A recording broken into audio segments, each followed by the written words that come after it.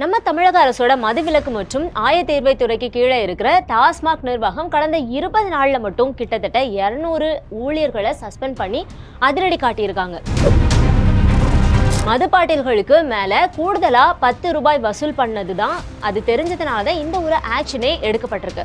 புதுசா இந்த அரசு பொறுப்பேற்றதற்கு அப்புறமா ஏற்கனவே 717 கடைகளை மூடினாங்க. அதுக்கப்புறமா எடுக்கப்பட்ட மிக கடுமையான நடவடிக்கை இதுதான் அப்படின்னு எல்லாருமே பேசிக்கிறாங்க.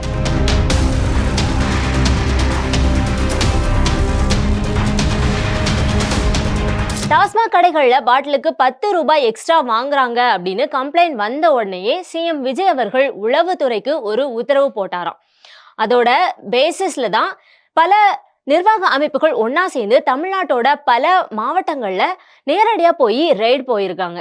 இந்த திடீர் ஆய்வுகள்ல பிக்ஸ் பண்ண விலையை விட கூடுதலா காசு வாங்கினது எங்கெல்லாம் ஆதாரத்தோட சிக்கிச்சோ அங்க இருக்கிற ஊழியர்கள் மேல ஸ்பாட்லயே ஆக்ஷன் எடுத்திருக்காங்க. இப்படி தப்பு பண்ணது உறுதியானதுனாலதான் 200க்கும் மேற்பட்ட ஊழியர்களை சஸ்பெண்ட் பண்ணியிருக்காங்க. புதுசா அரசு அமைஞ்சு 36 நாட்கள் தான் ஆகியிருக்கு. இந்த அளவுக்கு ஒரு பெரிய சஸ்பெண்ட் நடவடிக்கை எடுத்திருக்கிறது ரொம்பவே ஒரு முக்கியமான ஒரு விஷயமா பார்க்கப்படுது. ஆக்சுவலா டாஸ்மாக் நிர்வாகம் ஏற்கனவே என்ன சொல்லியிருந்தாங்க அப்படின்னா, மது பாட்டில்களுக்கு நிர்ணயம் பண்ண விலையை விட 1 ரூபாய் கூட எக்ஸ்ட்ரா வாங்கக்கூடாது அப்படின்னு ரொம்பவே ஸ்ட்ரிக்டா ஆர்டர் போட்டிருந்தாங்க.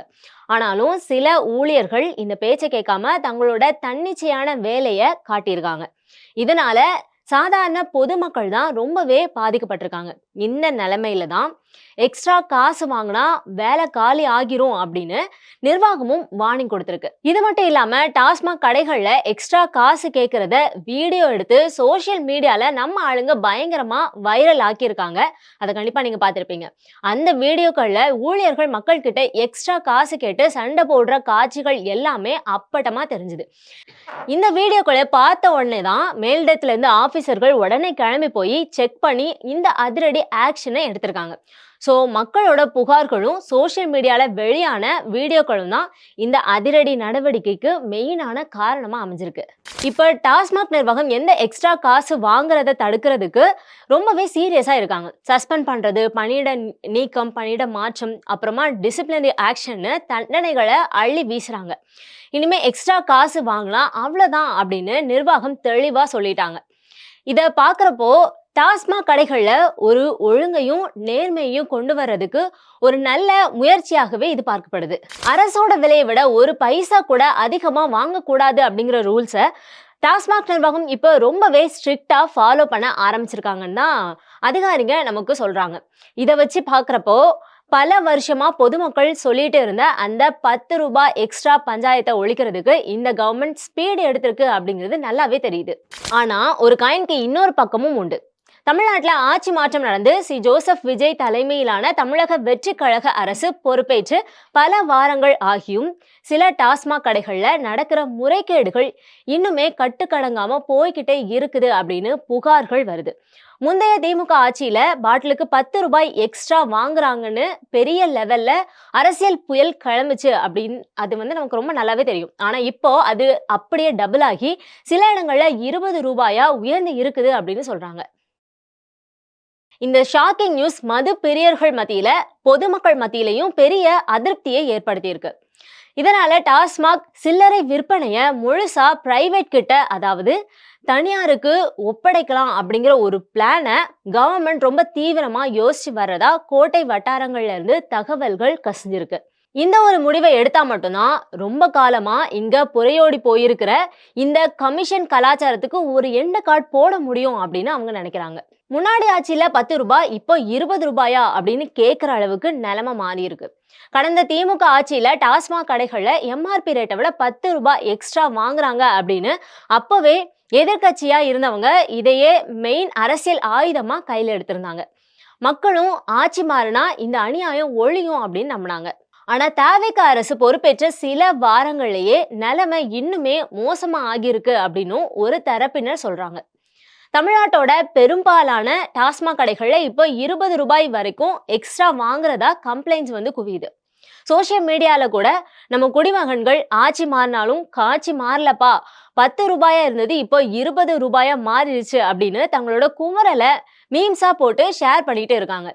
இந்த முறைகேடு மூலமா டெய்லி பல கோடி ரூபாய் லெவல்ல தப்பு நடக்கிறதா சொல்லப்படுது.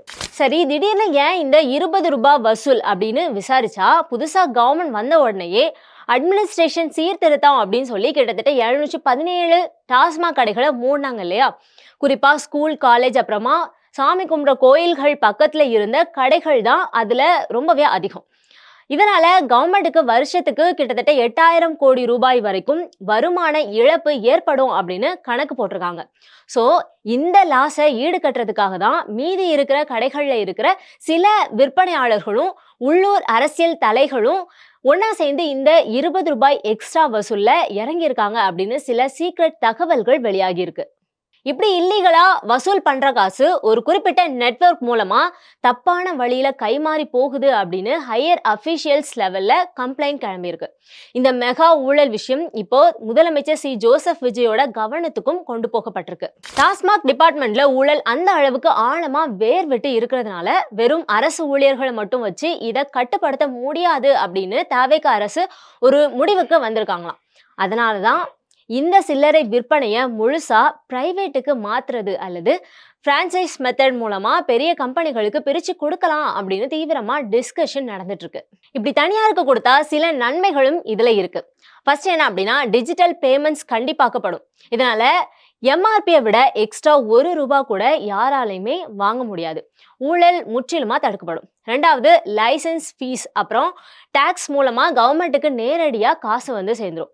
நடுவுல நடக்கிற எந்த முறைகேடும் இருக்காது. மூணாவதா, ஸ்டாக் பதுக்குற கள்ள சாராயம் மற்றும் போலி மதுபானம் வர்றது, ஊழியர்கள் பண்ற தில்லுமுள்ளு இதை எல்லாத்தையுமே கண்காணிக்கிற தலைவலி அரசு கிட்ட இருந்து போயிரும். ஆனா இந்த தனியார் மயமாக்கல் பிளான் இப்போ தமிழ்நாடு அரசியல்ல பயங்கர விவாதத்தை கிளப்பியிருக்கு.